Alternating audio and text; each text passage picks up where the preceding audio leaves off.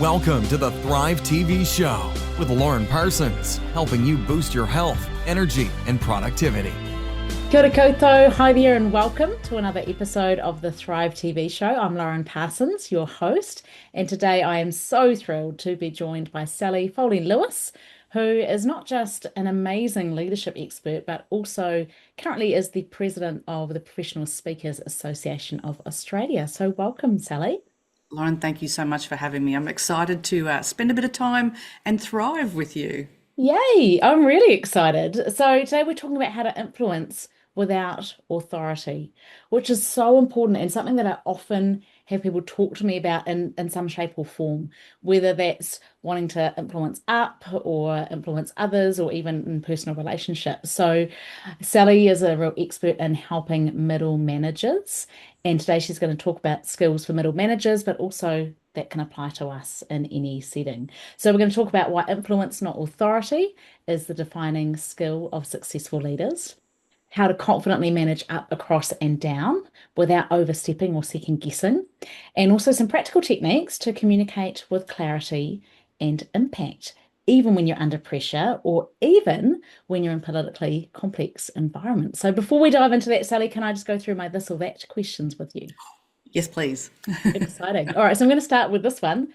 Burger or fries? Oh, seriously, burger. Burger. Burger is, as Sally will tell you, I'm sure, is that the best bits in the middle, which is the middle manager. So I love this about your key message. How about cats or dogs? Dogs. Dogs, okay, nice. Beachfront or mountaintop? I live at the foot of the mountains, so I'll have to say mountains, but I'd take either. Okay, nice. Hot vegetables or fresh salad? Or salad. Okay, great. And chocolate or cake? Cheese platter. Oh, okay, yep. Neither of the above. Cheese platter. All right, that's not my husband. All right. And last one, would you rather have a week without the internet or a week without your car? Without my last word? Without your car. Oh, without the internet. Okay, nice. Easy. Beautiful. So to tell you a little bit more about Sally, Sally Foley-Lewis CSP is a globally recognized leadership expert specializing in middle management. They are the most overlooked and over-relied on layer of organizations. With over 20 years experience across Australia, Asia, the Middle East, and North America, she's worked with companies like Coca-Cola, L'Oreal, Microsoft. She's the author of The Middle Matters, and she's known for her practical, engaging approach to build confident, capable leaders who can really influence even without authority. As the National President of Professional Speakers Australia, she's passionate about helping leaders thrive and not just survive in today's complex workplaces. So Sally, can you tell us briefly, how did you get into the work that you're doing now? Oh, thank you. I have reported to middle managers. I've been a middle manager and I've even led middle managers. So I've experienced it from every angle. And over the course of time, it became very clear that it is the forgotten and neglected cohort. And while that can sound blame laden, I'm not here to lay blame. It's just the reality of what's gone on. And they are often the cohort that gets wiped out when crisis or concerns start to rise in the market. And as we would see at the moment, there's this concept that AI can take over middle management. Good luck with that. Yeah. But it's very much, I love the underdog, and having been in that experience, and I, when I was reporting to a middle manager, I really felt for what they were going through. When I was a middle manager, I felt it was like a donut. I was surrounded by so many things, so many demands, so many people, and yet so lonely in the middle. And then having to lead middle managers and having to then transform that thinking into how do I lift these leaders to lead the way we want them to be leading and to be achieving what we need to be achieving. So to me, I think they are the most perfectly positioned people in an organization, and it excites me to work with them. Yeah, and that they're obviously in organizations, they're often large in number, but perhaps not always feeling like they've got the clout in terms of influence. So and I think influence is such an interesting, such a critical word. So tell me about what you see as being the difference between influence and authority.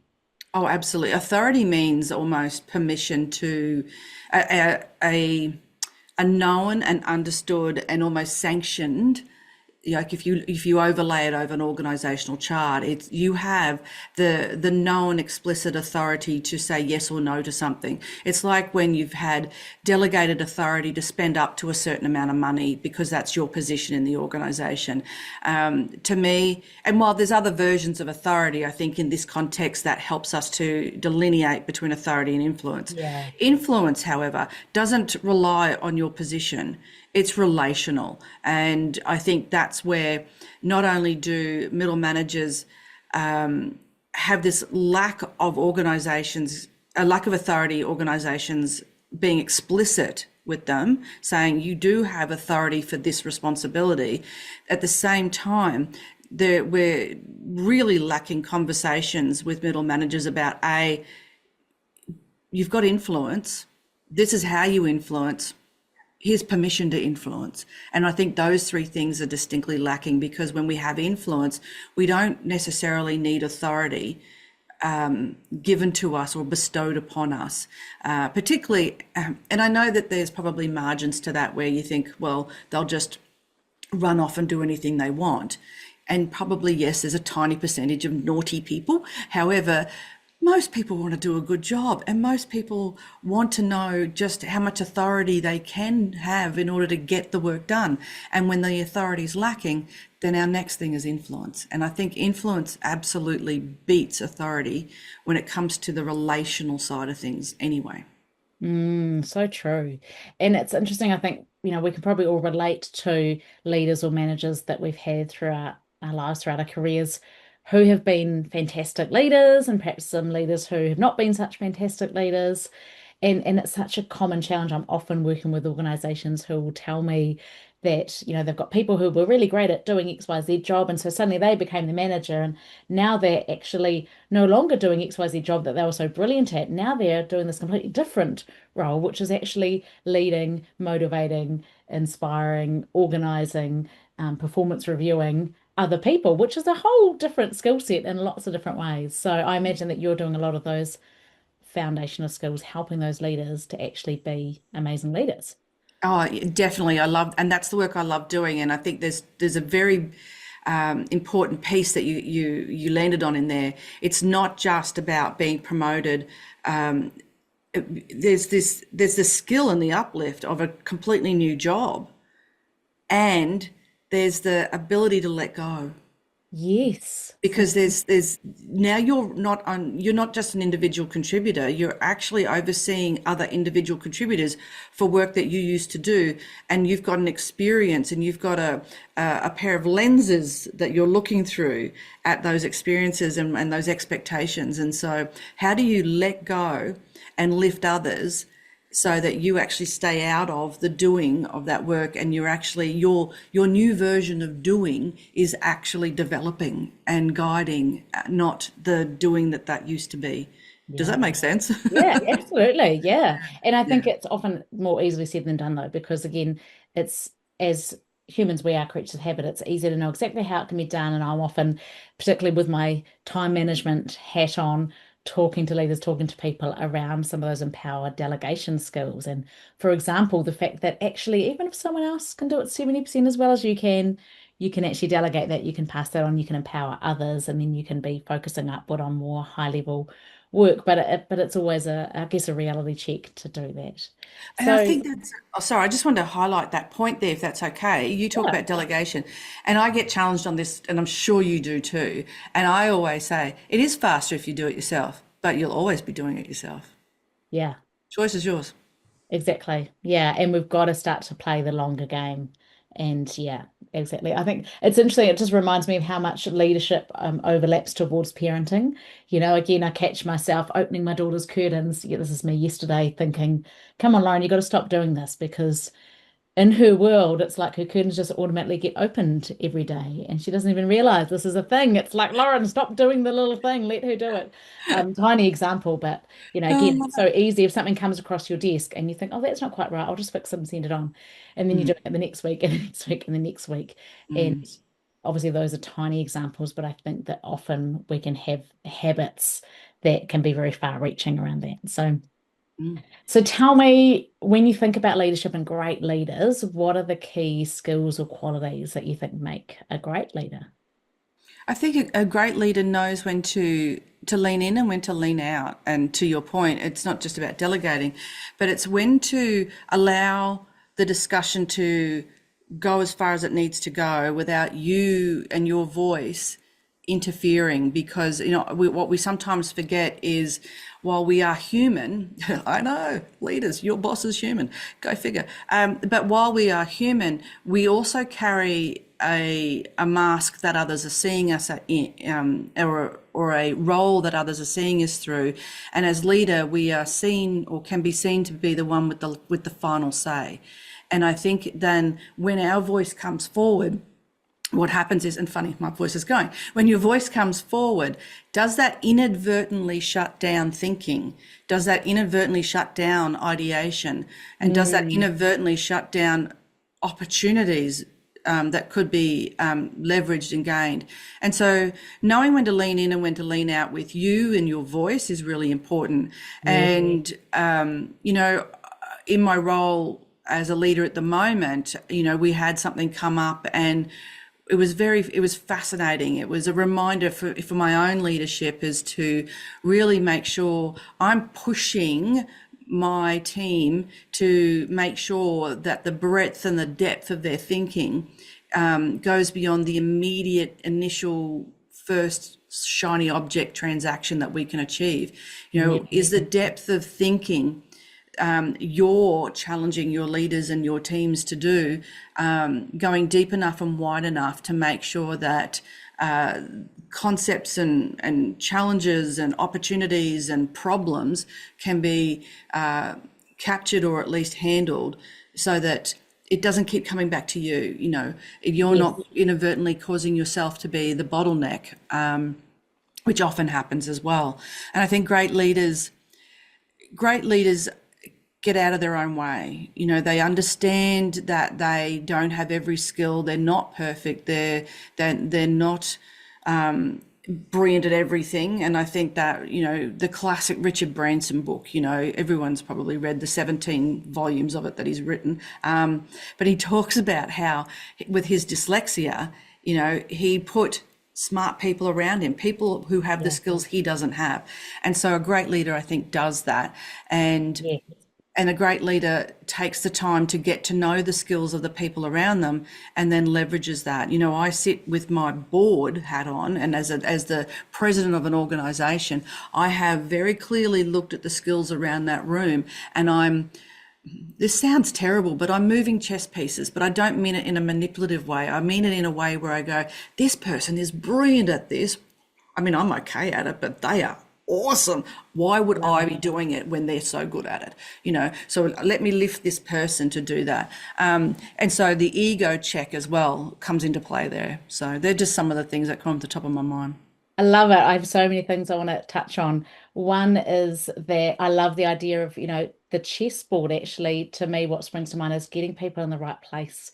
I have this analogy of being like a master gardener, that, as a gardener, you can't force a plant to grow. You can't stand over it. You can't shout at it and expect it to grow. But master gardeners know how to cultivate the right environment where their plants will thrive.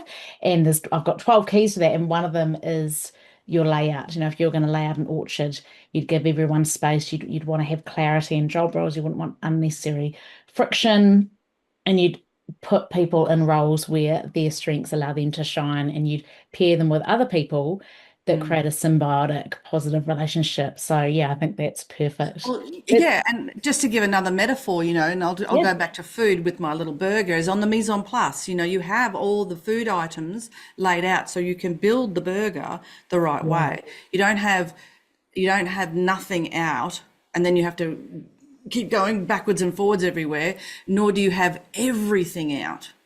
Right. So you need to be thinking about that. So yeah, your gardening metaphor makes I love it. I love it. Yeah. Nice. 100%. Yeah. And I think I've certainly read Richard Branson's autobiography. Was it Losing My Virginity? Was it that book? I think I read that maybe like 25 years ago. Yeah, it's an oldie. When I was 3 or something. And I was really impressed by so many things that he said. and that whole idea of surrounding yourself with people that are going to be better than you. Mm, And as quite a highly competitive person, I was look, I think that did stood out to me because I was like, oh, they're going to be better than me. And then I was like, oh yeah, they're going to be better than me at these different things. So again, it's that positioning, which mm, is fantastic. I also wanted to pick up on what you said about when you lean in or when you lean out, when you speak up, when you don't speak. Because I think essentially, if you boil it down, leadership is really communication. mm. As a leader, it's about how do you communicate the vision you're setting, how do you communicate the praise and feedback when people are doing what, it's all links back to the way you communicate. And I love what Simon Sinek said once around if you can be the last person to speak in a meeting. Just to your point around, realizing how much what we say as a leader influences other people. If you come into a meeting and you say, hey, we've got this problem, I was thinking about this, this, and this, but now I want to hear from you guys. Now, actually, no one's giving you the real opinion because they're just referencing what they think against what you've already said. Whereas if you come in and just ask the question without giving your opinion first, if you're the last to speak, how Mm. different that is. So, yeah, I don't know what your thoughts are on that. I absolutely agree, and I'd extend it further because I get where Simon Sinek is going with that about not inadvertently influencing and creating groupthink. But I would actually say that as a leader, be the last person to speak, and ensure part of that is a thank you. Yes. Okay, tell me more about that. Love Because that. I think we are so busy, we're in a hurry, we get rushed. But if a leader can be present and can be the one that if they can capture all the thinking and then and confirm the plan forward and confirm the steps going forward, and that's the work piece as the last thing to say. I do think also as a leader, thank your people. It doesn't hurt. Appreciation goes a long way and it builds trust, and that then tips into the influence factor. If you can, and I'm not saying just thank you as a generic thank you and being Yeah. tokenistic about it. It's actually, I really want to thank you for digging deep on this. This was a challenge, and quite often, and let's face it, we're sitting around a table, virtually or real, and we've been given this job. Lucky us. Yeah. It's Like not the like we mentality of like chose. I get to do this rather than I have to do this. Yeah. That's I right. get to. Yeah. That's right. Yeah. So there's been a task that's been handed down the line that you as a middle manager or a senior leader need to implement. And so it's about how do I inspire ownership, and then closing that out in the Simon Sinek way of being the last person to speak. It's just saying, look, this is now an opportunity for us, and I want to thank you for grabbing it with both hands because I'm excited about what we as a team can do with it. So thank you. Mm. Imagine if your boss says that to you, just even 1% more than they do now.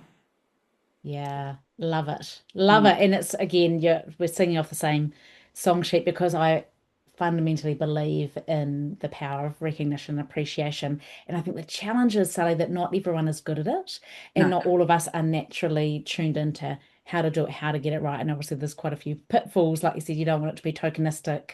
You don't want Mm, to come away from this going, oh, Sally and Lauren said that I should thank my people more. Right. Just going to go out and be like, great job, team, which doesn't really mean anything. But we need to get good at giving immediate, specific praise and actually speaking the language of the person that's receiving it. Interesting. I'm going to put you on the spot now, yeah. because I'm sure you're familiar with the languages of appreciation, or the love languages that Malcolm Gladwell talks about. Not Malcolm Gladwell. Totally different author. I know who you mean, but I've Slipping got my to try and mind. remember them now. But Yeah, yes, I'm going to look okay. it up. I'll put it in the show notes. Okay. There's this idea of these five love languages, Mm, but then there's also in the workplace, in the work setting, the five languages of appreciation, gifts, acts of service, doing things for other people, words of affirmation, quality time, physical affection. And it's interesting that we often give out and thank people in the way that we would like to receive it, as in we'll spend time with someone because that's what we would like, or we'll leave them a thank you note because that's what we would like, or we'll give them a gift because that's what we would like. I don't mm. know. I wonder if you can guess what my language of appreciation might be.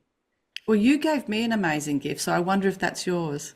Yeah, it's interesting because I'm just laughing because Sally's wearing these earrings.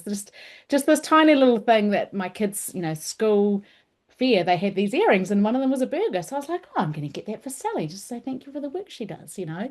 But that is it. That's me. I'm a gift and words of affirmation person. So it would have been a card and a gift. Yes, it was. Yeah. But that may or may not be your language. And I think that leaders need to get really good at knowing, you know, ask yourself, do you know what each of your direct reports' language of appreciation is? Because if you're not speaking the right language, it's gonna, you know, it might go over their head or it might just not land. And can I suggest, don't sit there and try and work it out. Actually ask. Ask them. Yeah, absolutely. Yeah. This is where this ties into a lot of leaders thinking that they have to have this crystal ball and know all the answers, and you don't. Because here's the thing: if you genuinely, and I do mean this, don't be artificial or inauthentic about this, but you know, spending time with your people and just saying, look, I'm working on my leadership, however that language lands for you. Yep. I really want to know everyone in the team just that little bit better. I want to be able to be a better communicator. I want to be able to be a better support and guide and coach for you. So are you okay if I ask a couple of questions? Or, you know, so people usually, you know, if that's the first time you've ever done it, then people are going to go, is there an agenda weird? here? This is a But bit then over weird. time they're gonna But get it. yeah, once you pay attention, once you invest and be present and be interested in them, they'll be interested in you and what you're doing. And you'll see that also has that positive impact on influence. I remember doing that with a team once, and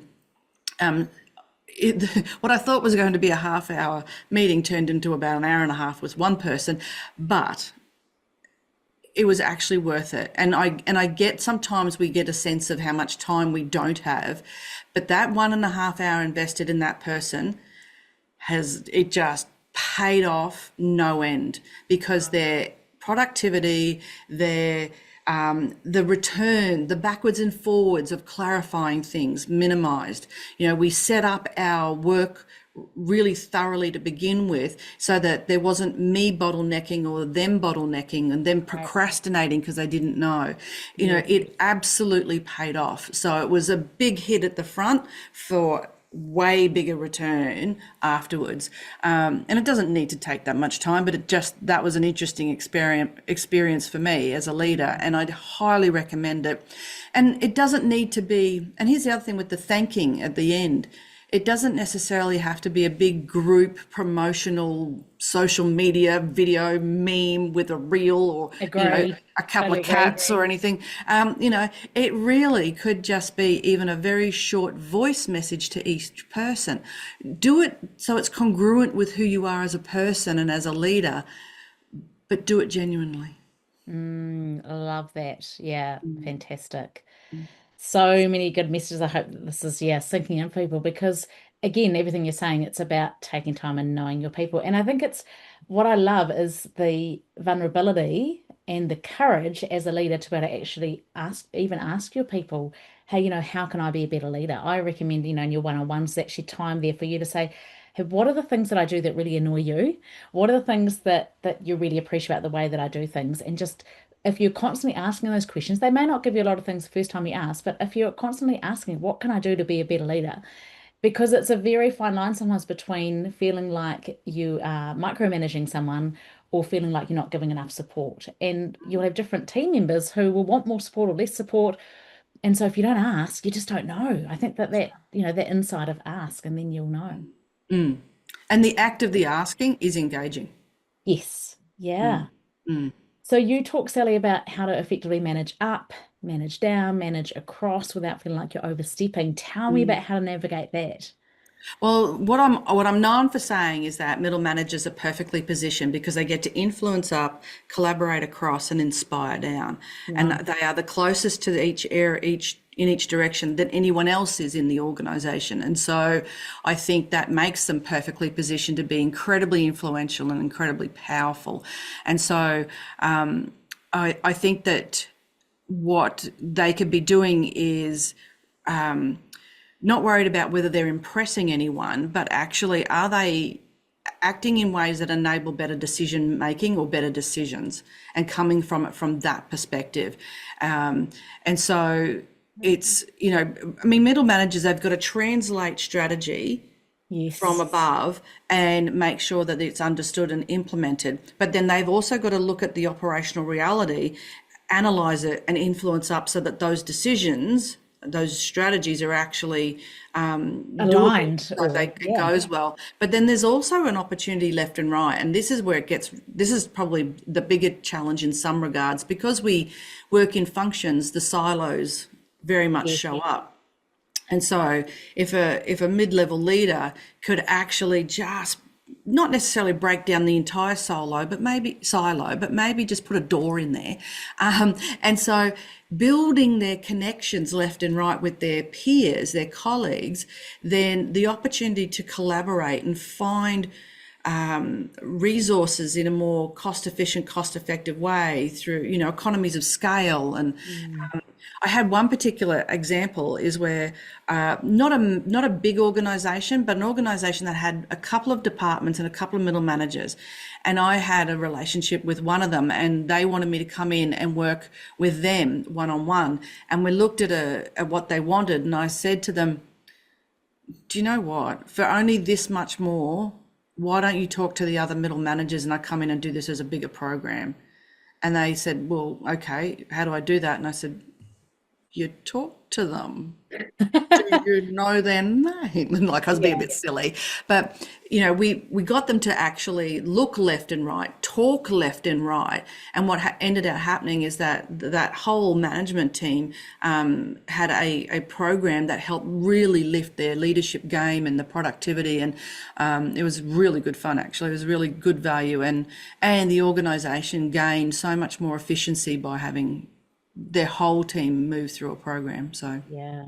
And I think, as you say, it's possibly, when people step into a middle management role, they're acutely aware of the fact that they're managing their team members, their direct reports, but perhaps less focused on how they're managing up or less focused on how they're working with others. So even just that awareness, I can imagine, can create really different outcomes. Absolutely. And being mindful, and this is something that middle managers do anyway, but I don't know how aware they are.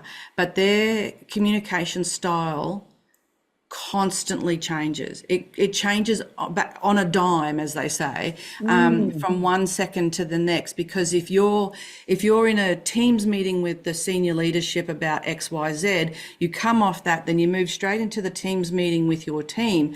The way you communicate up versus the way you communicate down changes, and I don't know how mm. conscious you are of that in that moment. But if you can elevate your awareness of that, then what else could you be doing to elevate the impact of that? Yeah. The thing that comes to mind to me around that is that there'll be things about you, who you are, your core values, what's important to you, that stays the same, but it's the way that you'll show up and the way you communicate to those different groups that would change. Mm, Absolutely, absolutely. And the language changes for sure. It's about, how do we deliver what you're wanting in a way that actually saves money, but also I need you to be aware that X, Y, and Z's an issue and we're working on it. Then how do we say, well, let's own this, let's get on with it, let's, what do I need to know that I need to help fix for you? How do I need to support you? How do I need to develop you, so that we're being productive? So yeah. definitely. And it's, a lot of that comes down to the expectations being really clear, and that often doesn't happen. And I think there's a lot of role clarity and expectation clarity that could be done from every angle of the organization. And I know that might sit like sometimes it's blaming the top. However, strategy comes from the top. And so if the strategy isn't clear, then we need to make sure that time is spent getting that clear. And if organizations even spent time and resources in helping their mid-level leaders to manage up, then maybe that clarity would become, and then the knock-on effect is more productivity. Yeah, absolutely. Because without clarity, again, we're all just people can be heading off in random different directions rather than actually where you want them to be. There's a really great activity, just a simple idea to ask your direct report. Just imagine if you thought about your direct reports, what their top 5 priorities were. top key things that they should be focusing on. And then they were actually asked what are their top 5 priorities that they should be focusing on. Actually asking those questions and seeing how much alignment there is. Often with the first couple, there'll probably be pretty good alignment. But then after that, sometimes actually, well, I'm thinking this and you're thinking this and I'm thinking that and you're thinking this. And the less aligned that is, if I feel like you should know that we need to be focusing on this and this, but team members are focusing elsewhere, that's, I think, often where, people end up with overwhelm and overwork and burnout. I hear a lot of people talking about feeling like there's so much going on. And I think a leader's responsibility, one of them is, again, with my gardening analogy, is the pruning. It's like, when you prune a plant, you cut off different options, you help make give them clarity, make decisions so that they know where to put the energy. And same thing for leaders, if they can let team members know what are the priorities, where should we be putting our time and energy, and constantly checking in on that. Yeah. Yes, yeah. Look, I used to do this activity, and I don't think it's as prevalent today as it used to be, but it's a great metaphor or example of this. And I would have a room full of participants in a workshop, and I would say to them, I need a number. Now, this is not going to be easy. The first response you're going to say to me is, it depends. So get over that, and I want a number.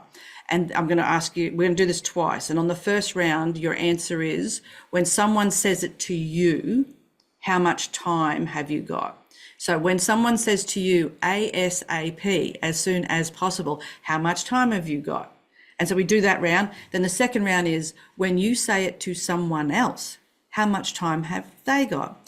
And the two answers, holy, very, very different. And so to me, that is a classic example of not having real clear clarity on expectations, and also not being consistent at times. And to your point, when my work's more important, but to whom?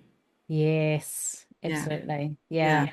So I know you talk a lot about, in high pressure, high stake situations, how to have clarity, how to have influence. What are the keys to that if we break it down into, practical things that people can do? I think one of the biggest things people can do is breathe, first and foremost. Take a breath, because when it's a high stakes, high political, high stress, you can feel your emotions rising. Then breathing. The more self-aware you can be, the more work you do in the area of your own emotional intelligence, the more successful you'll be. I mean, hands up who knows someone who's lacking some self-awareness, right? We could all do that. We all know someone, and we've all seen a moment. We could all share a funny story that wasn't funny in the moment. So the more work we do on our own awareness, the better we'll be. So breathing is critical, and not allowing that shortness of breath to creep in, so that we are moving, so that our emotions can be regulated in that moment. I think that's really critical. And then asking the question of, what's actually happening here? Now, you can ask it for yourself, or feel free to ask, like literally ask it, what's actually happening here? And what does this mean for us? Is another good question. And then you could be then saying, well, what do you see we need next? Yes. Yeah. I think sometimes, and a classic example would be when we've got an influential staff member who's been around for a long time, and I've seen this actually happen, run into the boss and just say to them, oh, this is all going on. I need you to give me urgent approval of this, and blah, blah, blah, blah. And then the boss just said, so what problem does that solve? Right. And all of a sudden, the wind went out of the heat of the moment, and it was just that moment of pause that brought in a good deep breath that allowed the urgent, emotive person to go, oh, I've got to think pause and about reflect this for a moment. Yeah. Yeah. And so you're being the voice of reason without overstepping your mark, without being the most junior person in the room, in a room full of senior people. But it could be, what's actually happening here? What does this mean for us? And therefore, what are you seeing as our next steps? Yeah. And I think, again, when you think about communication, being able to ask great questions at the right times is so critical. And some of those broad questions, even just saying, I'm curious, starting your sentences with, I'm curious. Mm, Tell me, what are we missing here? What are some mm, things we've not thought of yet? What might be the flow-on impacts if we take this, if we do ABC as this person suggested? mm. What have we not thought of? Just yeah, giving time to that because again, key part of leadership is that thinking and decision making. Absolutely. We can get caught up in the very first sexy response or answer is usually the one we take. But if we just take a beat and think about this, okay, well, this is really kind of cool, but this looks like it's going to be the golden egg that solves everything. However, if we do this transaction now, what does this do to us tomorrow, the next day? From a brand perspective, from a stakeholder perspective, from a product perspective, from does this hurt or hinder us in the long term? So asking those sort of questions, not to be a downer on it, but to make sure that this is the right choice that we're making. And I also want to point out that not every reaction that's going on around you requires your response. Yes. Mm. Sometimes no response. I think there's a funny line where, don't open your mouth to prove that you're stupid or something. I can't remember what the meme is, but do you know what I mean? Like, it's like Yeah. you don't need to actually say something at times. It can unfold in front of you and let it fall where it may, and let other people pick it up as well. Because that's, I think, as leaders, particularly when we're trying to lead a team, we can jump in really quickly to rescue. Yeah, I was just thinking of that exact word of the Mm, rescuing. Are we mm, jumping into rescue mm, rather than, again, think of so much of leadership as like great parenting, that if you jump in and rescue your kids all the time, they're not going to learn on their own. Whereas mm, if we can allow them to, in small ways, notice the natural consequences that mm, come, that's a much more impactful mm. lesson that will help, shift the way that people act in future. Yeah, and that's hard to do. Like, this is not, we're not, I don't think you and I would sit here and say that's, just let go. It's Yeah. hard. When you care, you really, really care, you want success. And if you can foresee a problem coming, and how do you, as my grandmother would say, sit on your hands, dear. How do you Yes. sit on your hands and let that happen? You Yeah. know, um, But I think if you have a culture where you know that there's always a culture of debriefing in a non-judgmental, supportive way, even mm, I've heard of, having failure parties, as in let them try it. If it fails, we'll eat cake and talk about what went wrong and what we've learned from it. And we'll call that yeah, a failure party and then we'll just mm, move forward. So yeah, if you've got a culture where it is actually okay mm, to try new things and not be 100% sure of the outcome, that's obviously where innovation and yeah, improvement and yeah. dramatic I was breakthroughs um, can I was happen. leading someone once, and she always would come into me and she'd go, "We need to all implement this now." And I'd say, "So how do we do that as a pilot? How can we Nice. trial that?" And Hmm. because I didn't want to dampen this person, but I also knew this person was full of ideas and lack of execution, and that's okay because sometimes the ideas were brilliant. So I'd say, trial it. Where are you going to trial it? Prove to me it's going to work, and then we'll roll it out. And Mm. so, to your point, then it's okay if it fails because we've only trialed it on this tiny spot, and either we know it won't work or we know this will work with X, Y, and Z tweaking. So yeah. I love it. Great. So if we're going to get really practical for leaders that are listening in, what's something that people could go and do tomorrow that might just help them elevate their leadership? I think at the core of it, it's actually spend more time getting to know yourself and not rushing. Don't rush, unless you are actually a leader that works in the emergency of a hospital and you've got your hands in someone's chest cavity. The reality is, I know that was a bit gory, but Mm. I want to go that gory because I want people to realize we are operating at a speed that I don't think serves us that well. It would behoove us to slow down just a little bit, to allow that breathing, that thinking, and therefore the allowing of everyone else to be able to think and raise the bar of the outcomes that we're trying to achieve. It reminds me, I was thinking this before, Sally, that where I live, there's a lot of native bush here, Mm, and we have this bird called a kereru, which is a New Zealand wood pigeon.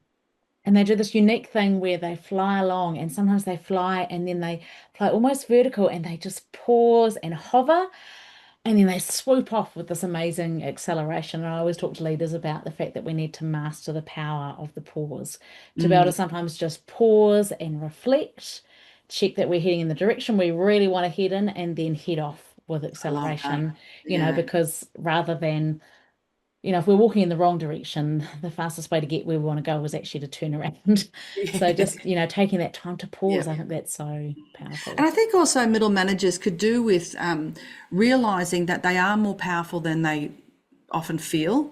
You are more, actually, you do have, you're perfectly positioned to be more influential and inspirational and collaborative than anyone else in the organization. It's time you gave yourself permission to step into those roles and bring it to your role. Don't wait to be told. Proceed until apprehended, which is a quote I was told. I think it was Meg Wheatley many, many years ago used that. Proceed until apprehended. Yes. And I think because most people want to do well, then get on with it. Yeah. I like the forgiveness is easier than permission sometimes. Again, as you say, if you've got good intent in what you're doing and you're prepared to go out and do good things and try things and influence, whether it's influence out across whatever it is. Yeah, I think there's a lot to be said for that, having confidence to make good things happen. Why not? Yeah, but the caveat is, of course, making sure the intent is there.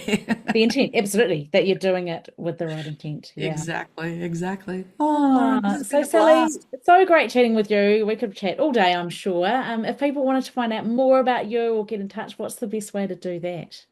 If you Google Sally Foley-Lewis, then you will find me because there's one of me. So there you go. I'm known as the Burger Lady, but Google Sally Foley-Lewis. Please reach out and connect either via the website or LinkedIn. I hang out a lot on LinkedIn. So yeah, I'd love to meet folks. No, lovely. So thank you again so much for your time, for your wisdom, so many nuggets. And it's just, lovely to reflect and hear your wisdom and share it with others. So thank you, Sally. Thank you for letting me come and thrive with you. Yeah, good fun. Thanks to everyone that's listened in. That's another episode of the Thrive TV show. Go out and thrive.